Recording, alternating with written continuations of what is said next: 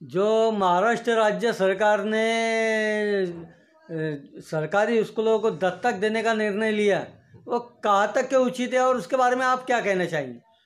असल में महाराष्ट्र सरकार ने जो ये अभी मराठा आरक्षण का बहुत बड़े पैमाने पे हमारे महाराष्ट्र में जो है आंदोलन चल रहा, उसी आंदोलन के दरमियान में धनगर आंदोलन भी शुरू हो गया और ये दोनों आंदोलन में सब लोग लगे हुए थे और इसका फ़ायदा उठा के हमारी राज्य सरकार ने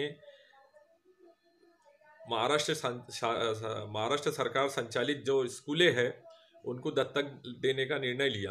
अब ये दत्तक देने का निर्णय जो है बड़ा अजीबोगरीब निर्णय मुझे मालूम होता है कि पहली बात तो ये है कि इन्होंने कुछ क्राइटेरिया तय किए हुए कि नगर पालिका हद के अंदर जो स्कूलें हैं राज्य सरकार की वो उनको दत्तक देंगे और उसमें कोई आदमी आकर के कोई दानशूर आकर के 50 लाख रुपए डोनेट करे, महानगर पालिका लिमिट की स्कूल में 1 करोड़ रुपए डोनेट करे, स्कूल की इमारत को सुधारे, स्कूल के स्टेटस को सुधारे, शिक्षण प्रणाली को अपग्रेड करे।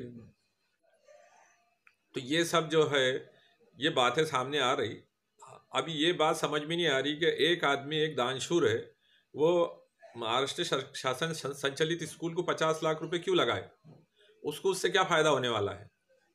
तो ये जो है एक छुपा रास्ता है प्राइवेटाइजेशन का, शिक्षण को प्राइवेटाइजेशन की तरफ ले जाने का ये एक छुपा हुआ तरीका है और इसके माध्यम से ही आगे हम वो शिक्षण का प्राइवेटाइजेशन महाराष्ट्र सरकार करने वाली है, इसका ये इंडिकेशन है। तो हम लोगों ने इसमें जागरूकता पैदा करना चाहिए और हमने इसको ख़त्म करना चाहिए। शिक्षण पे हमारे राज्य सरकार का कितना पैसा खर्च होता है शासन ने दिखाना चाहिए। शिक्षण पे हमारा कोई पैसा खर्च नहीं होता। हमारी स्कूलों की इमारत अच्छी क्यों नहीं है, हमारी स्कूलों में अच्छी तालीमात क्यों नहीं है, हमारी स्कूलों में टीचर स्टाफ क्यों नहीं है, वहाँ पर बच्चों को सही उचित शिक्षा क्यों नहीं मिल पाती, इसके ऊपर विचार करने की बजाय इन्होंने जो है प्राइवेटाइजेशन का एक दरवाज़ा खोल दिया।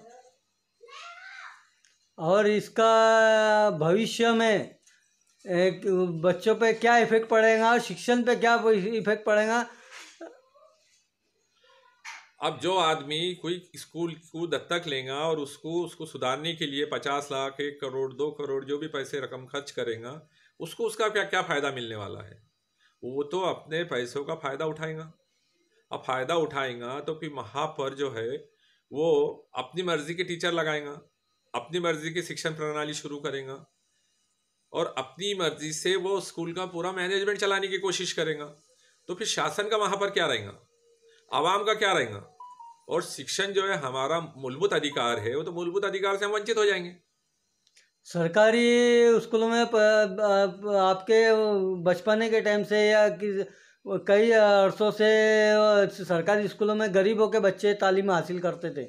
आज ये दत्तक का निर्णय जो राज्य सरकार ने लिया, इसमें क्या तफावत निर्माण होने की शक्यता लग रही है आपको? अभी राज्य सरकार ने जो दत्तक का निर्णय लिया तो उनको खुद ही जो स्कूलें वो चलाते, राज्य सरकार संचालित स्कूलों पे राज्य सरकार को विश्वास नहीं है। ये सीधी सी बात है। जो स्कूलें वो चला रहे वह अपना शैक्षणिक दर्जा क्यों नहीं बढ़ाना चाहते, वह अपने बच्चों को स्कूल में क्यों नहीं एडमिट कराते, वो अपने बच्चों को क्यों फॉरेन में भेजते पढ़ने को, अपने बच्चों को प्राइवेट अदारों में क्यों डालते, वो क्यों नहीं डालते शासकीय अदारों में।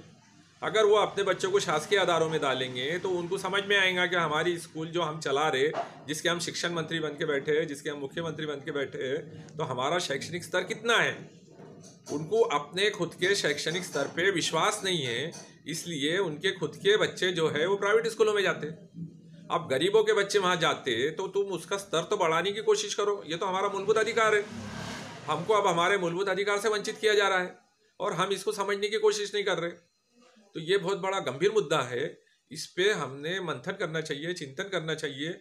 और इसके तक लेने का निर्णय सरकार ने लिए है स्कूल देने का, तो आगे भविष्य में बच्चों के जो गरीब तबकों के एकदम गरीब हालातों के बच्चे भी पढ़ाई करना चाहते हैं, उनका हक के बारे में आप क्या कहेंगे? उनको उनके हक से वंचित किया जाएगा। सीधी सी बात है कि किस प्रकार है? अभी जो दत्तक लेंगे और जो स्कूल को चलाएंगे, जो दानशूर व्यक्ति दत्तक लेंगे वो चलाएंगे, वो अपनी मर्जी से अपनी फीस तय करेंगे, अपनी मर्जी से स्कूल का खर्च तय करेंगे, अपनी मर्जी से ड्रेस कोड तय करेंगे, अपनी मर्जी से सिलेबस तय करेंगे।